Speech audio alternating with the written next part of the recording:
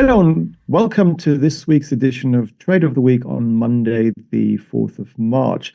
Last week we went short the S&P 500 because we had some negative divergence on the daily relative strength index, but that got voided as we made new record highs around the 5,140 area.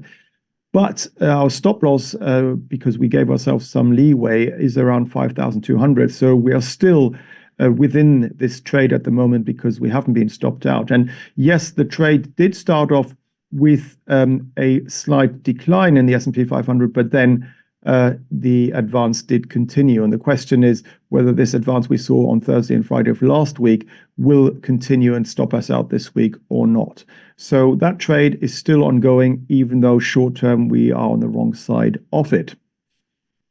With regards to this week, what I would like to do is look at the euro against the US dollar, because what we can see here is kind of interesting. We may have seen what is called an ABC Elliott wave correction, and that would mean that we continue our advance that we've seen from the mid-February lows.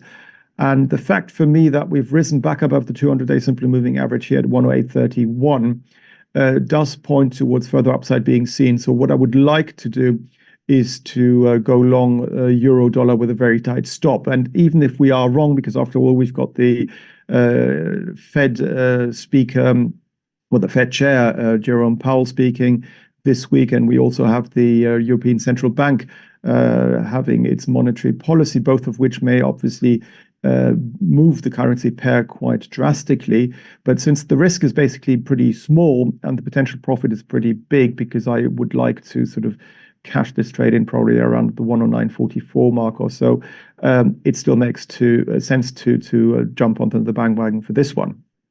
So this week's trade of the week is to go long euro dollar at around 108.44 with an upside target around 109.44 to 110 and a tight stop loss at 107.94.